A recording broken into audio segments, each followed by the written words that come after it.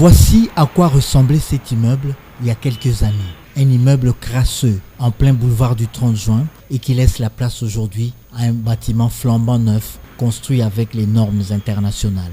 Le secrétaire exécutif de la Senaref, Adler Kisula, faisait l'inspection et les suivis réguliers du chantier dans le souci de respecter l'échéancier pour en arriver à ce jour. On peut relever le mur par rapport à la sécurité.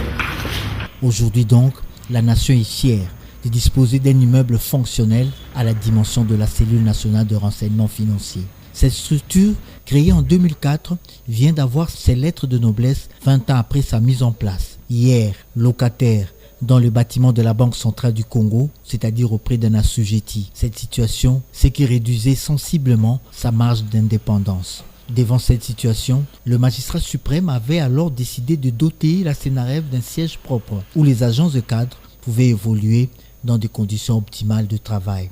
Aujourd'hui, c'est chose faite.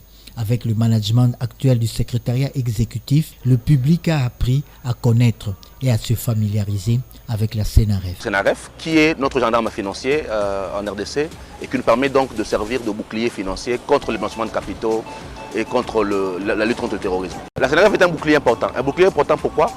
Parce que depuis quelques temps, le pays a été mis sous observation, puis sur la liste grise, parce que nous n'avions pas, dans notre législation notamment, implémenté toutes les grandes recommandations du GAFI.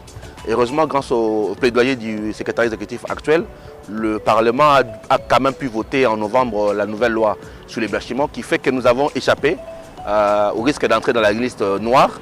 Et je crois qu'il faut saluer le plaidoyer leadership du secrétaire exécutif actuel qui a permis que cette loi soit votée, que notre observation soit prise en compte par le GAFI. Avec cette dotation du magistrat suprême, la Senaref entend poursuivre sa croisade contre le blanchiment des capitaux et le financement du terrorisme, ce fléau des temps modernes.